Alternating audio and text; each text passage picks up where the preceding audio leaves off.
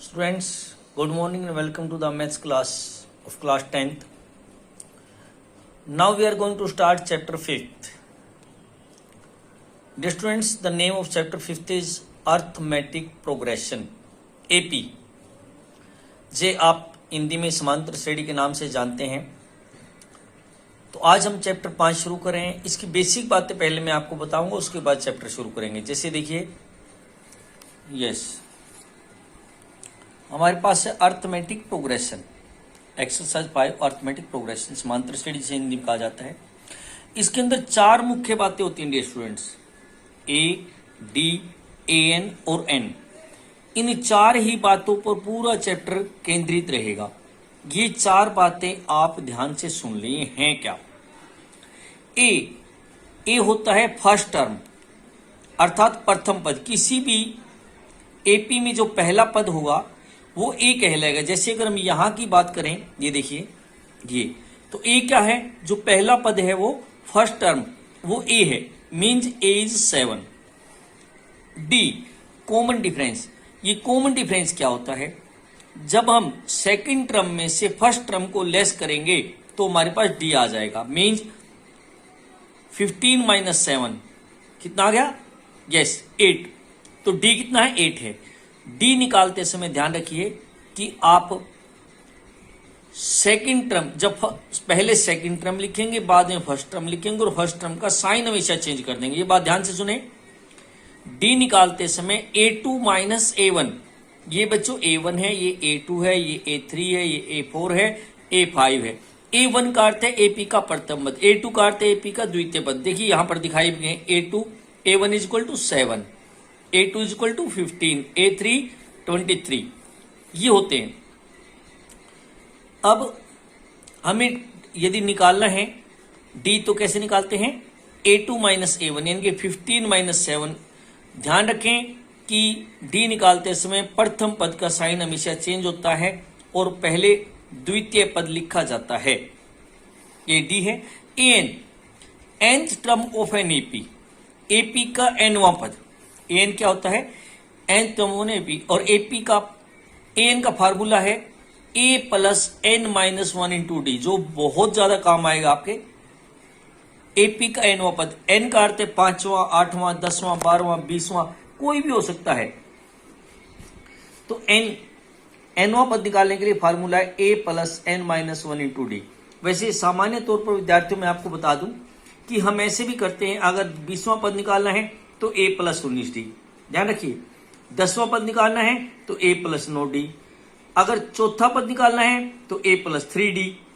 यह फार्मूला, ये फार्मूले से एक ही आंसर आएगा. अगर हमें 98वां पद निकालना है किसी एपी का तो कैसे लिखेंगे? a प्लस, आप उत्तर दीजिए. Yes, a plus 97 D.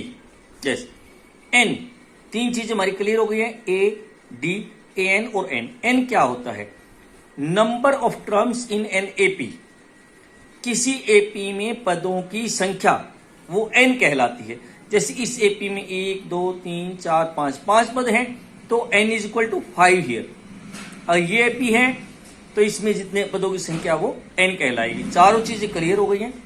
अब हम थोड़ा सा ध्यान करें कि सीक्वेंस में है नहीं है, ये बात मैं आपको समझाना चाहता हूं. 3, 6, 12, 24, 48 डबल हो रहे हैं. देखिए ध्यान कीजिए, डबल. लेकिन ये सीक्वेंस में है नहीं है, इस बारे में देखिए हम सम से करेंगे. फर्स्ट सम देखिए क्या कहता है कि in which of the following situations does the list of number involve make an arithmetic progression and why. कि नीचे जो आपको सिचुएशन दी है उसमें कौन से अर्थमेटिक प्रोग्रेशन बनाती हैं और क्यों. Arithmetic progression means AP. देखिए फर्स्ट क्वेश्चन देखिए, the taxi fare after each kilometre went the fair is ₹15 for the first kilometre and ₹8 for additional kilometre. मैं आपको वैसे समझा दूं तो जो फर्स्ट किलोमीटर का किराया है वो 15 रुपए है और उसके बाद हर किलोमीटर पे 8 रुपए लगते हैं. यानी कि अगर कोई 1 किलोमीटर जाता है कितने लगेंगे? 15. उसके बाद 2 किलोमीटर जाता है तो 15 प्लस 8 23. अगर कोई 3 किलोमीटर जाता है तो 15 प्लस 15 तो 1 किलोमीटर के, और 2 किलोमीटर के 16 और कितने हो गए 31। तो ये एक एपी बनेगी बच्चों। इसमें प्रथम पद 15 होगा, द्वितीय पद 23, तृतीय पद यानी थर्ड टर्म क्या होगी 31। तो ये एक एपी बन जाएगी। एपी कैसे बन जाएगी अभी नेक्स्ट सब में आपको समझा दूंगा। आपको ये समझ में आ गया।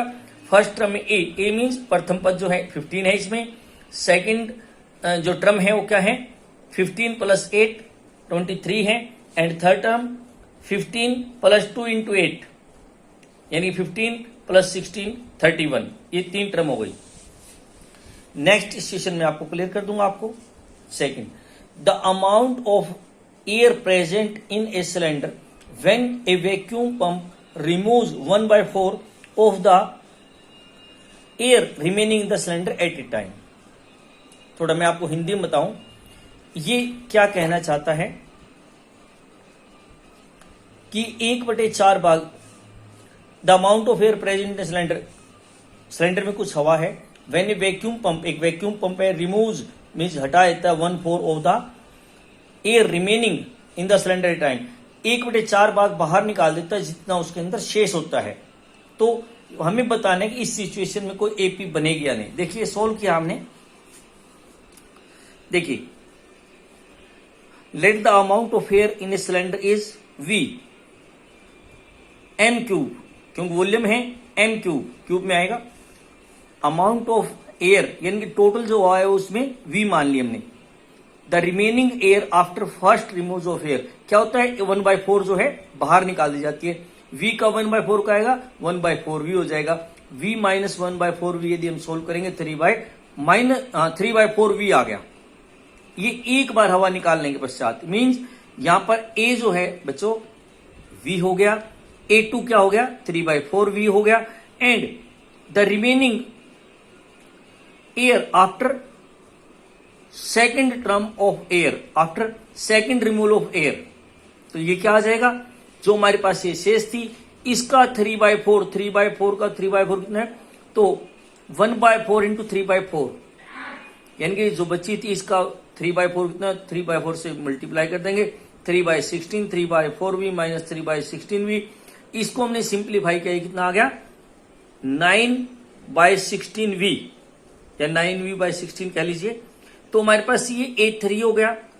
A2 हमारे पास क्या था A2 था। A1 क्या है ये है।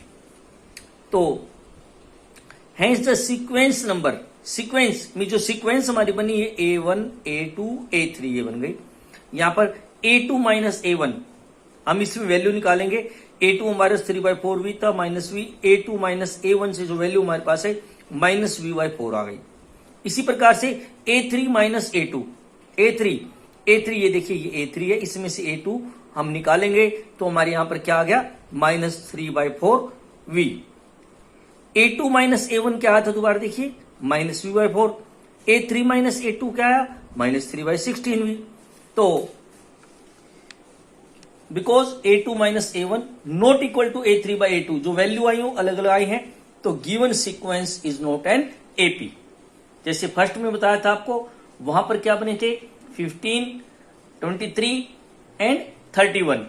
यदि 23 में से 15 लेस करें तो भी 8 आएगा और 31 में से 23 लेस करें तब भी 8 आएगा। तो वो एक एपी है फर्स्ट पार्ट में और सेकंड में एपी नहीं है। नेक्स्ट अब मैं आपको फोर्थ पार्ट के बारे में थोड़ा बताऊंगा।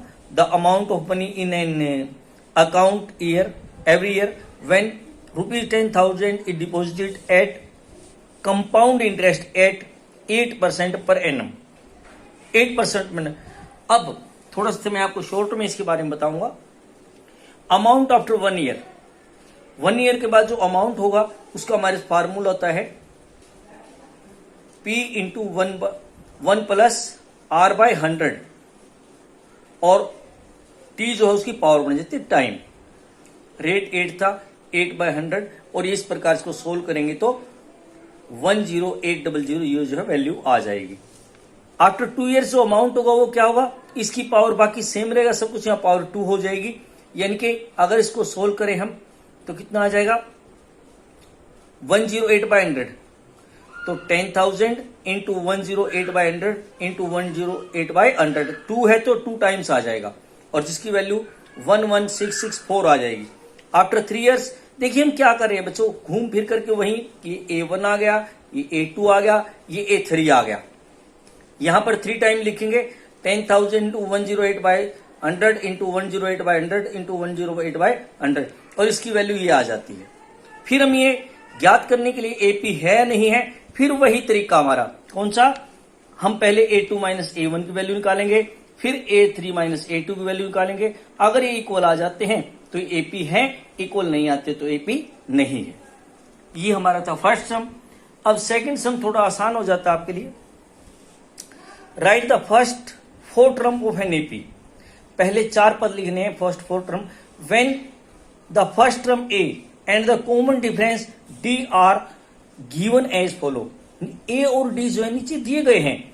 देखिए जैसे A कितना है 10 है, D भी 10 है, तो फर्स्ट 4 टर्म, अब आप स्वयं अंदाजा लगाइए, प्रथम टर्म तो A हो गई फर्स्ट टर्म, सेकंड टर्म निकालने के लिए A plus D 10 plus 10, second term 20 हो गई, third term A plus 2D 10 plus 20 30 हो गई, fourth term A plus 3 into 10 यानी 10 प्लस 30 40 हो गई। तो फर्स्ट 4 टर्म हो गई बच्चों 10 20 30 40। मैं एक दो समीकरण सोल्व करके दिखाता हूं आपको।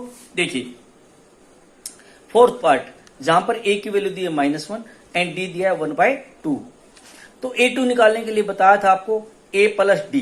A2 के लिए A की वैल्यू हमारे पास -1 है और प्लस D की वैल्यू 1/2। इसको सोल्व किया तो -1/2, ये क्या आ गया, सेकेंड टर्म आ गई। थर्ड टर्म के लिए A3 A प्लस 2D, मैं पहले ही बता चुका हूं अगर 50वीं टर्म निकालनी है आपको तो A प्लस 49D।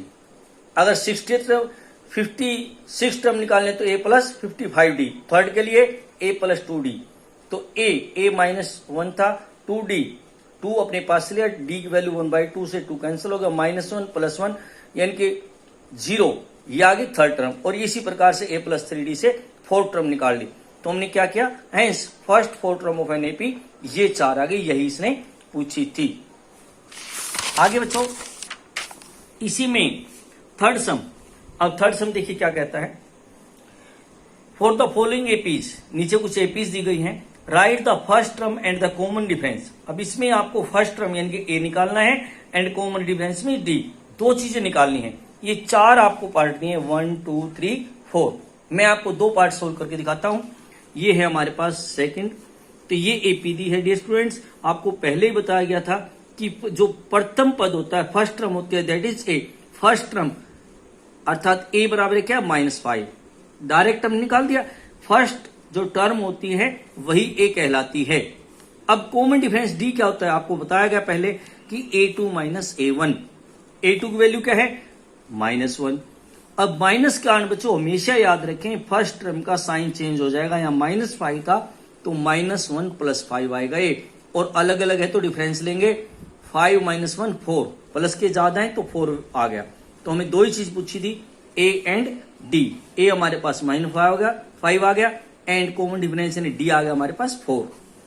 थर्ड देखिए, अब ये AP दिया हमारे को, इसमें फर्स्ट टर्म यानी कि A आपको वैसे दिखाई दे रहा है 1/3 है। कॉमन डिफरेंस D निकालने के लिए A2 minus A1, A2 minus A1, A2 क्या है 5/3। हमेशा याद रखें D निकालते समय फर्स्ट टर्म का साइन चेंज हो जाएगा तो -1/3, 3 एलसीएम आ गया हमारे पास, तो 5 - 1 4/3। तो आज 3 ही सम आपको करने हैं, बाकी कल करेंगे। उम्मीद है आपको समझ में आया होगा। फिर भी अगर कोई आपको प्रॉब्लम है तो आप हमसे शेयर कर सकते हैं। बच्चों काम ध्यान से करें, घर पर रहें, सुरक्षित रहें। किसी भी आवश्यकता की स्थिति में आप हमें कॉल कर सकते हैं। धन्यवाद, जय हिंद।